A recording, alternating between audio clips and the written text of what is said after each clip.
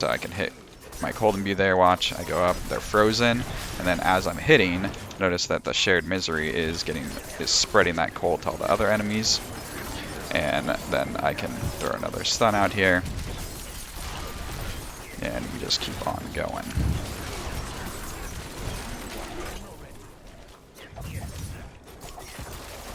Hey guys, Zarya here. In this build, I'm going to be showing you guys what I've come up with this season. I know some of you guys have been waiting for it.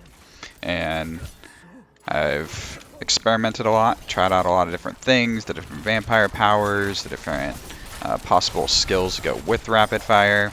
And I think I've come about what I feel is one of the strongest builds here, which also gives a lot of different versatility options for different gameplay options. So this is a T100 run, but with just a few changes, you can turn this into a speed run build for like T80s and things like that, or you can even speed run T100 a bit faster, possibly, but it is a little bit more dangerous.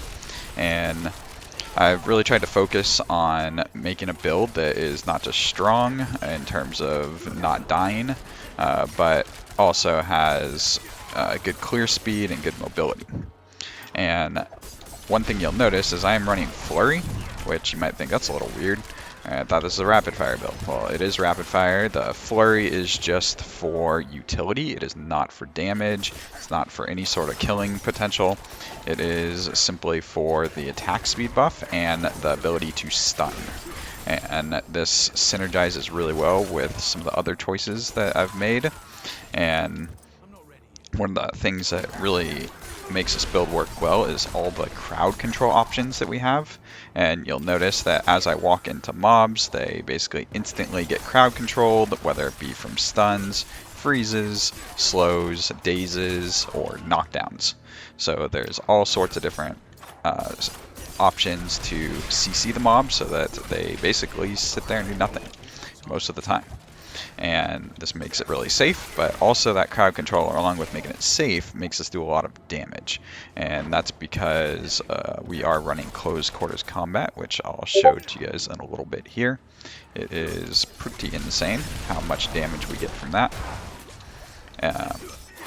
And what I'll do here is I'll kind of just walk you guys through a little bit of a run here, so you can kind of see how the build works, see if this is something that looks like that it is fun for you, and that might fit your play style as much as it fits my play style.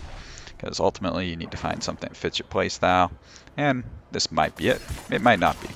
Another thing is that I am not running any bugged items, so if you've heard about the bug to bolts item, I'm not running that, so everything you're seeing here is no bugs, and it works just fine in T100 without it. Is it as fast as with the defaults? Well, no, but it's still pretty dang quick, as you can see here.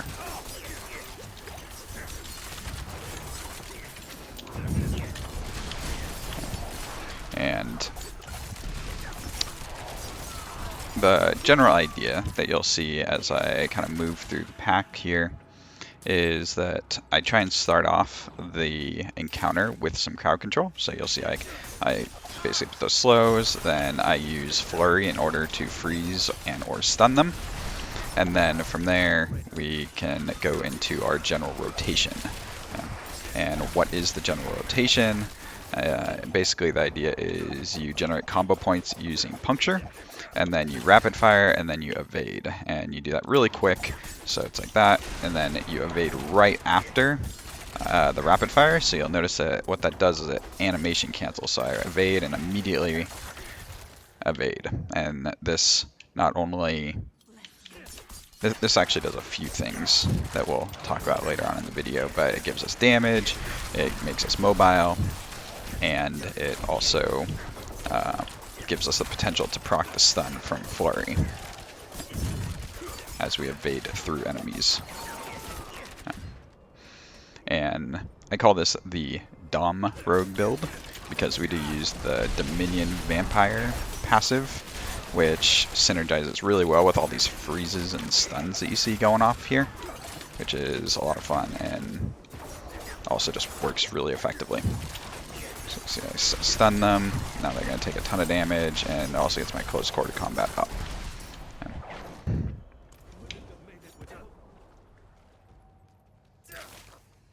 So the way I like to start the fight generally is with a cold flurry, because flurry will actually instantly freeze the mobs with just one flurry with one cold imbue, which is really nice to just get those freezes out. And then I am running Shared Misery, which then spreads all the stuns and or freezes.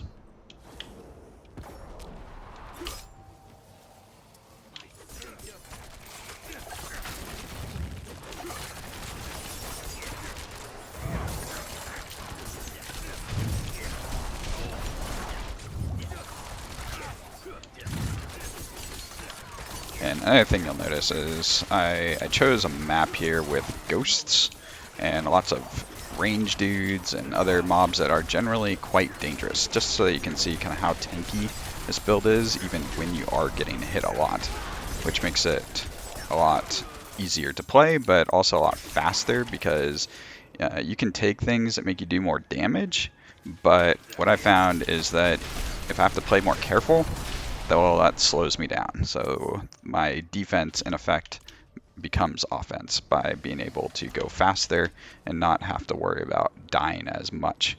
And I can play more aggressively, putting myself in better positions that allows me to line up my rapid fire shots for more damage, or allows me to kind of like walk in, snipe out those elites like you just saw me do there. Right. And also play very aggressively with flurry, throwing out those stuns, which gives me huge damage boosts as well with the Dominion Vampire Power. So you can see me kind of just clean them up real quick here.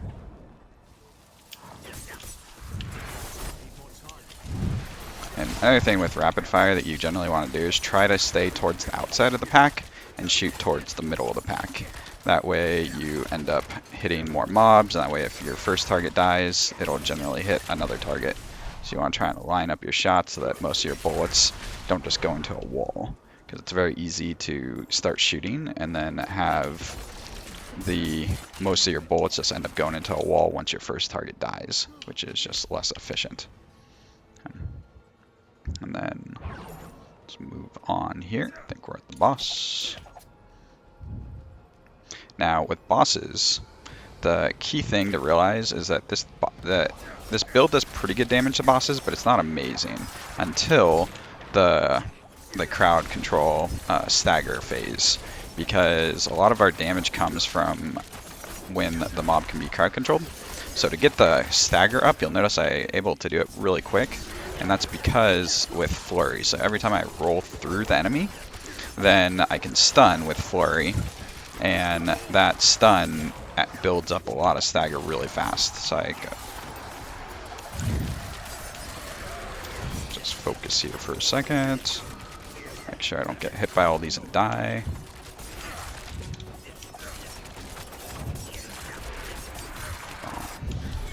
And there it is. So a pretty quick run there. Wasn't too bad. Hope you guys learned something from that and kind of got a feel for the build. And we'll now go into the build and talk about how it all works and all the skills and synergies and whatnot.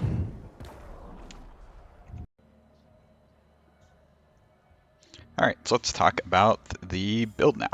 And towards the end of the video, I'll show you guys an alternative version of this for speedrunning that can be used for world clearing, or just also doing maybe T60, 70, 80s, 90s, things like that in a faster manner if you like that as a possible option. Okay, so first off, the 6 skills that we run are, of course, Rapid Fire, Puncture, Shadow Imbuement, Shadow Step, Flurry, and Cold Imbuement. And if we would take a look at our skill tree here, and I'll tell you guys a little bit about why we take the different abilities and skills and passives and things like that, so you further understand the build. And even if you decide not to run this build, you may learn a thing or two that might make you think a bit differently about your own build. So first off, Puncture. Puncture is still goated. It is the fastest of the various options here that allows us to generate combo points really fast, as well as being able to do it from range. So our other range options are much slower, and Puncture, it does use our melee weapons, which works well with Condemnation. So you need to use a melee weapon for Condemnation to work. It does not work with the other of the two, Heartseeker or Forceful Arrow, at least the generating of the 3 combo points. And then Puncture is also great because it does spread slows very quickly to enemies and also vulnerable. So slows and vulnerable both are going to help us out a lot with additional damage. And then we take through Fundamental Puncture for that vulnerable. And then we, of course, take Rapid Fire through Advanced Rapid Fire. Advanced Rapid Fire, this increases our damage when we critical strike by 30% after you evade. So this is in part why we evade, along with animation canceling. And then Flurry, again, I do not take Flurry for damage. This is for utility. So notice I take the Enhanced Flurry, of course. This just heals us a little bit. And then Advanced Flurry, more importantly, is what we use to stun enemies for 2.5 seconds after we evade through enemies.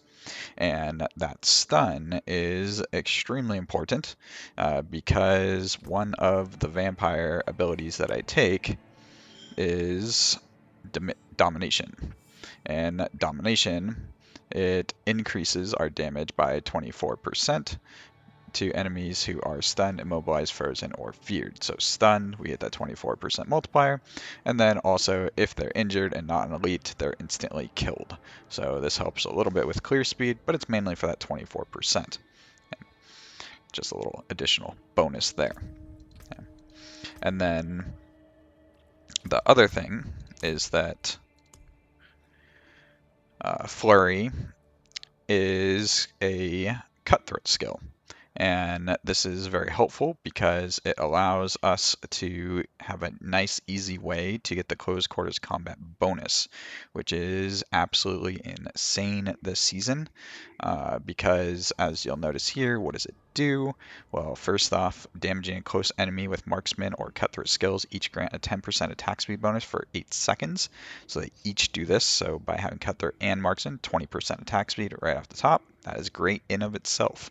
But Blizzard wants to give us even more. So while both attack speed bonuses are active, you deal increased damage equal to 40% of your damage versus crowd control bonus.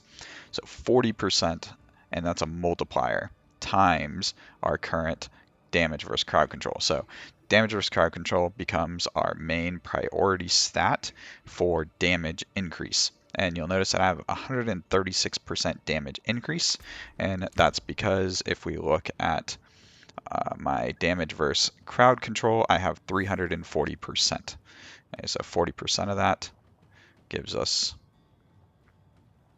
that as well. I have to do the math, but it sounds about right. Yeah. And then, very nice there, right? All right, so let's go back up here. What else are we taking? So taking 30 for 12% close damage reduction, and then I'm putting just 1 point in Shadow Step. You could go through here, Discipline or Methodical for a stun, or the Discipline Shadow Step just for using it more often. But the main purpose of this, I really just use it for crowd control breaks. So if I get stunned and things like that, I have a way to get out of it. This is probably the safer option to go through here if you want to take that option. And then we take Concussive. This allows us to get 12% increased critical strike chance after we knock down enemies. And in order to knock down enemies, we take Trick Attack. So when you critically strike a dazed enemy, they're knocked down for 0.5 seconds. And how do I daze enemies? Well, that is using Manglers. So Manglers, dealing direct damage to a vulnerable enemy, has a 41% chance to daze them. So this very, very quickly dazes enemies, and then we can knock them down with Trick Attacks, which then makes us have 15% crit strike chance against them additionally. And crit strike chance is quite important for multiple reasons. One just being damage and synergizing with advanced rapid fire, but also with Dark Shroud. So Dark Shroud, this is one of our main defensive abilities. This really helps increase our survivability a lot, and that's why I put 5 points into it. And then we get Enhanced Dark Shroud for 14% chance for it not to be consumed, and Subverting for additional movement speed. And this gives us 20% additional movement speed. You could take this for more crit strike. I'm preferring this just for more mobility, but it also synergizes with another thing, which is in my Vampire Powers. I am also taking, of course, Ravenous. Ravenous is probably one of the most overpowered vampiric powers this season, and this gives us a chance to increase our attack speed by 40% of your total movement speed for 6 seconds. So my current bonus, as I just stand here, is 73.5% because I am near that additional 100% movement speed cap there. So I'm near the 200% movement speed, and 40% of 200% is 80%. So getting close to that. So that's really nice as well. And then what else am I taking here? And we're also taking Exploit. This gives us just more damage, as well as Malice, giving us more damage. And, oh, and I guess one other thing to mention is you'll notice a Dark Shroud is not on my hotbar. Why not? Well, if you're new to the class, there's a aspect, which is this one actually, or no, sorry, this one, where I put it, Umbrus. So Umbrus gives critical strikes with marksman skills have up to a 90% chance to grant a free Dark Shroud Shadow. So we get the Dark Shroud Shadows simply just by attacking and critical striking, and we have a lot of critical strike on this build, so you'll notice that just by gear I have 36%, but also rapid fire, the enhanced rapid fire, each subsequent arrow from rapid fire has a 5% increased crit strike chance up to 40% for the 8th arrow. So this gives us at least 20% on average critical strike chance, and as well as taking precision imbuement for another 9% increased critical strike chance, as well as, again, concussive giving us another 12%. So a lot of additional crit chance there in order to help us keep up these Dark Shroud stacks, along with also needing Lucky Hit. Lucky Hit will also help us keep up the Dark Shroud stacks and proc Umbrus some more. So just another thing to keep in mind. And then we have Shadow Imbuement. Shadow Imbuement, this is primarily for clearing large groups of low health mobs with the explosion damage.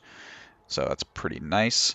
And one thing you'll notice is that I'm not taking blended Shadow Imbuement, which basically spreads vulnerable around, but instead I'm actually taking mixed Shadow Imbuement. And you could take this if you need it. I just like it just for this additional damage here, so I can be a bit more bursty and take things down a little bit faster. And that's because I'm already able to spread vulnerable pretty quickly as I need to, just using puncture as well as exploit. Things die so quick, usually they're dead before the 3 seconds of exploit goes away anyways. And then cold imbuement. Cold imbuement is your primary way to do really big burst damage versus elites. If you set it up correctly, this will usually one-shot pretty much any elite. And then we take enhanced cold imbuement as well as mixed cold imbuement in order to do more damage. And then we do take 3 points into Frigid Finesse. This helps just, again, when they are frozen or chilled, more damage. And then I am taking 2 points into Innervation. This is primarily for bosses, because the way that we kill bosses quickly is by staggering them, and in order to stagger them, we do use a lot of energy between Rapid Fire and Flurry, and the primary way that we generate energy very quickly is through puncture, generally, because you'll notice one of the modifiers, gain 2 energy when puncture damages a crowd control enemy. And our enemies are pretty much always crowd controlled, and we shoot 3 of them, so this gives us 6 energy back. But bosses can't be crowd controlled, so this doesn't work versus them. So we need another way to generate energy versus bosses, which is this here. So Innervation helps us out a lot with that. And then we have Adrenaline Rush, that's in order to unlock Haste, which just gives us more movement speed and therefore more attack speed. And also that increased attack speed if we drop below 50% energy, which helps us generate our energy back up. And then Impetus, this could be switched out if you like. This is just an extra damage boost here and there. Just kind of set it and forget it. And then Close Quarters Combat we talked about already. So I hope that was a good breakdown there. Let's take a look at the gear. And on the builder, I have the optimized build stats and whatnot. I do not have all the optimized stats, but I'm pretty close to a lot of them. So on the helm, we can just talk about the aspects here. So on the helm, I have Enshrouding. This just gains a free Dark Shroud when you're standing still every 3 seconds. Note that I don't actually care about that. That's not what I use it for. I use it for the second part, which is each Dark Shroud shadow grants up to 4% increased damage reduction. So with 5 Dark Shrouds, I get another 20% damage reduction buff. So that is just nice tankiness. And then Might gives us 20% damage reduction. And then Gloves gives me the Shared Misery. And this is what spreads your CC out really, really fast for freezes and stuns and slows. And this also synergizes really well with Manglers. So Manglers gives us the way to daze enemies very quickly. Disobedience, this just gives us armor very quickly, which allows us to reach the cap armor of around 13,400-ish is what I've calculated in the past, if I remember correctly, something around there.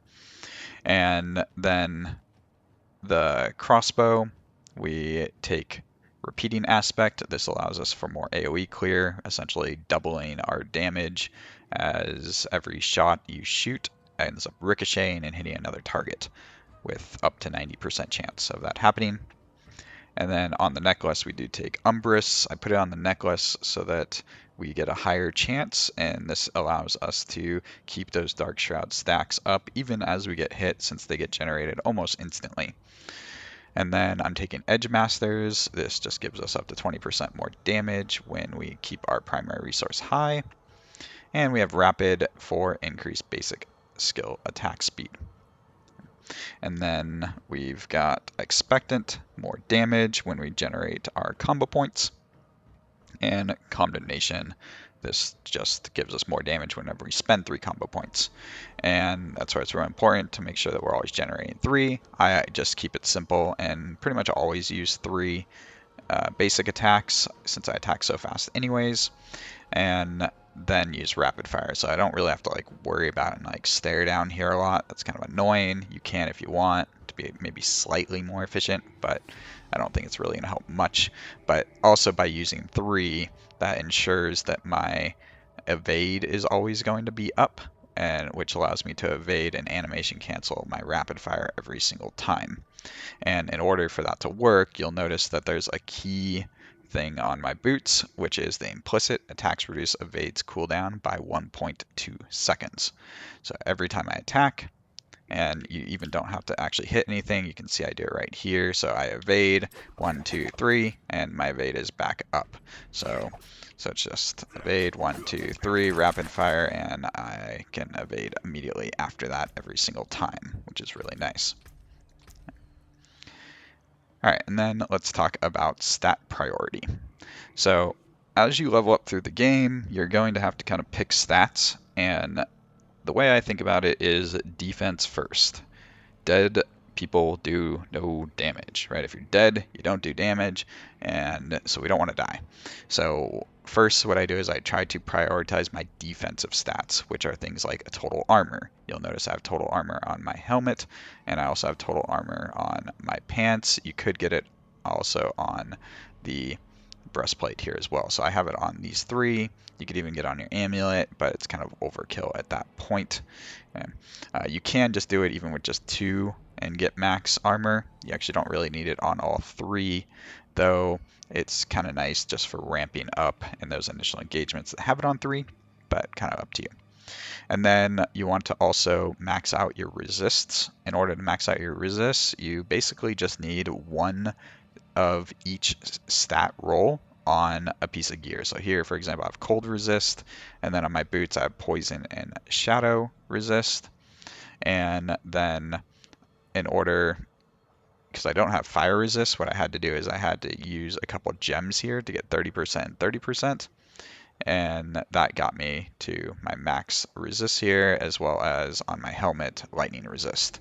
So basically getting the 60% to each of those, along with on your amulet, of course, having the all resists, and on your rings having all resists, and cold and fire resist I have there as well. But basically, if you get a one big 60%-ish roll on each, you are going to be fine, along with using some Paragon points. And then once your resists are capped, your armor is capped, then you want to get damage reduction stats as well, as much as you can. So on my breastplate, notice I've got DR stats, as well as on my helmet, getting some nice max life for more survivability. And then on my pants, I've got a bunch of damage reduction stats and max life stats. And getting +4 Dark Shroud would actually be ideal, but I haven't been able to get that. And then on my boots, notice that I have damage reduction while injured. And you could replace this with another resist stat, and then this would allow you to put 2 more skulls on here. I haven't got to try resist, but thinking about it, I actually like the damage reduction versus injured because there's a lot of poison stuff in this game. And having damage reduction versus injured, it's not that bad. Because if you think about it, once you become injured, which is like 35% health, then I get this additional 42% damage reduction. And that's like roughly 50%, which means that my 35% essentially makes me have what would be equivalent to having 70% health again. So that's pretty nice and can really help you survive versus poison quite often. So I actually kind of like it. And then after your defensive stats, then we start thinking about utility stats. So movement speed is really nice, again, for attack speed from the Vampiric power, but also just being able to move around the map faster. So on my amulet, got movement speed, and on my boots here, I also have movement speed as well. And getting one thing of energy cost reduction is nice. It's not really needed, but I have it, and I haven't been able to find a better amulet here. And then I have +3 ranks to exploit, and this is pretty nice. Weapon mastery would also work just fine because we have a lot of additional crit chance to make that work, so that's just fine as well. And also cooldown reduction. So I haven't been able to get cooldown reduction, find a good thing with cooldown reduction on my amulet or helmet, but that could also be a good stat to look into. And then we also think about offensive stats then. So after that, offensive stats. So for example, my gloves, getting the +4 ranks to rapid fire, definitely need that. And then I want crit chance on as much things as possible. So I've got crit chance on my gloves, crit chance on my rings, and then also attack speed. So basic attack speed is really nice. Notice I got a nice 15% basic attack speed roll, as well as got the 12% basic attack speed on my Condemnation. I would like it on my gloves. Ideally, I would get rid of that 22% crit strike damage with imbued skills and get attack speed instead, and that would be more ideal. And then on the rings, again, we want max life, crit strike chance, and I'd also like to get lucky hit chance, would be nice. I haven't been able to find that. And then also damage versus crowd controlled would be ideal as well in order for you to get more bonus with close quarter combat. Similarly, on your weapons, the priority would be to have main stat and all stat. Main stat and all stat are going to be your best things on there, and then damage versus crowd controlled, and then something else doesn't really matter. Core, vulnerable. It's probably core would probably be best, but it's not that big of a deal. And then same thing with this weapon as well. So here you can see I got all start dex, and then I'd like damage versus crowd controlled instead of one of the other two. And then that is the stat priority. Let's talk about Vampiric Powers. So we've got Domination. That's why I call it the Dom Rogue build, because we are essentially just locking down the enemies at all times. And by keeping things stunned and frozen, we get that additional damage bonus. And then we get Resilience. This is really nice. This is approximately around like 20 to 25% damage reduction overall. And I might do a little math video on this later on. It's pretty interesting to look at all the different cases and how this works. And then we've got Ravenous, and this is again our attack speed bonus. Undying, this is really key to survivability because we attack so fast, we're generating our health back amazingly fast. And then we got Prey on the Weak. This is just more damage for when enemies are vulnerable. And just a nice little additional bonus there.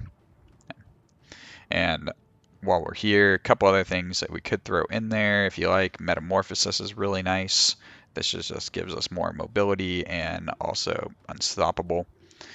Though personally I find it a little bit janky to use at times, and that's only because when you use this skill, you can notice what happens if I throw it in real quick. Notice that what just happened? Oh, insufficient packs to use. Yeah, okay. Throw that on there real quick. Yeah. So in order for when you use Metamorphosis, notice that my bar becomes grayed out, and that means that I can't use my imbuements right at the same time as I'm evading, and that just kind of throws me off personally. It's just something you kind of have to get used to, so you kind of just be aware of that. And then another nice one is that I like to use is, where'd it go? Oh yeah, here it is, Hectic. Hectic is very nice as well because we attack so fast. This helps with cooldowns, just making things feel a bit smoother. So you can kind of practice those or try those out if you'd like. Alright, and then we've got the Paragon board. So my Paragon board, I'm not level 100 yet, so I haven't got to my endgame Paragon board. Again, the builder will show that off a bit better, if you will, but the general idea, the general boards are the same, but the order and a few things are a little bit different. Okay, but the general idea here is that we're taking the infusion glyph, and infusion is just really nice just to reduce our cooldowns mainly. And then we're going into the cunning stratagem. This gives us 10 arrows instead of 8, and which is just a nice 25% damage boost. And then we take exploit for spreading the vulnerable around, and then we're taking Diminish. Diminish is really nice on specifically this board, which is the cheap shot board, because it has these nodes here that are really powerful, especially for our build, which gives us more damage to crowd controlled, which synergizes with close quarters combat. And Diminish just grants us additional, in this case 125% bonus. It'll be more once the glyph is maxed out to all rare nodes. So we get an additional 37% damage crowd controlled enemies, as well as 15% damage reduction from slowed enemies, which is pretty huge. And then we go over to the exploit weakness. This just gives us more damage. And we also take the control glyph, and I place it on this board specifically because it allows us to get 49 intelligence for a whopping 145% damage to crowd controlled enemies. And other places that we get damage to crowd controlled is, notice this board here has tons of damage to crowd controlled in this area, as well as gives us more damage to crowd controlled here, and also damage to crowd controlled here. So tons of damage to crowd controlled. And then the last board is Eldritch Bounty. Once I get to 100, I'll flip this board around and then work my way through it. And then pick up another glyph here, being canny, just for more damage. That's the general idea there. Okay. Alright, so let's take a look at the speedrun variation. Basically, all I do is I switch Shadow Step to Dash for more mobility, and then I go over to my Vampiric Powers and I put in Hectic instead of Metamorphosis instead of Resilience and Domination for, again, more mobility and CC reduction. And this also gives me permanent unstoppable. And that is about it for the changes. Oh, except one other thing is, one thing you can do, this isn't needed, but you could also throw in Godslayer, which does some nice grouping that you'll see here. So let's get to it.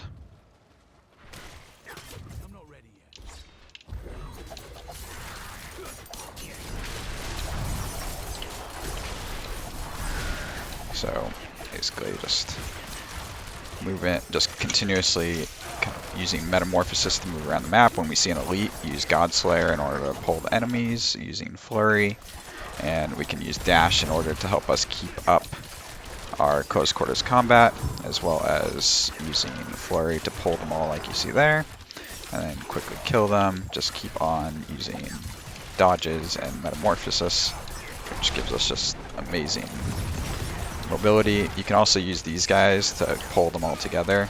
The ones with the pink aura will also, for some reason, count as an elite, I guess, and works nicely with Godslayer. And I like to just kind of let the smaller mobs chase me, let them kind of group up as I move, and then let them, and then kind of just burst them down with an elite pack, preferably. Kind of like what you see here.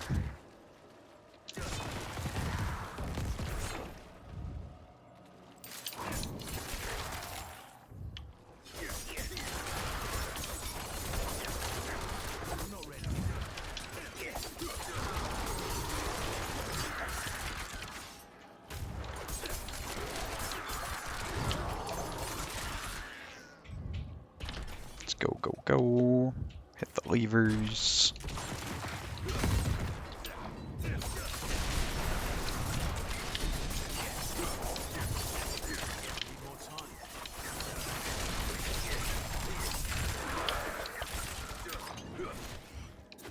And you can see with Hectic, I just get my cooldowns back so quickly because I'm attacking so fast. And then those elite mobs, just pull them all together. And you can even use Godslayer on T100, just makes it a little bit more dangerous, but it's super fun actually. I really enjoy using Godslayer on T100, but if you're worried about safety, it's a little safer not to use it. But it does help with the clear speed. You can tell these pulls are just ridiculous.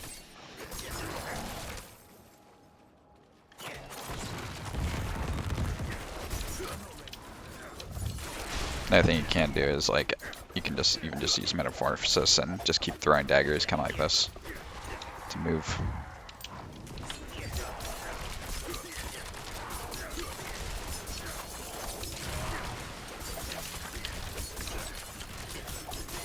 Get that stagger up.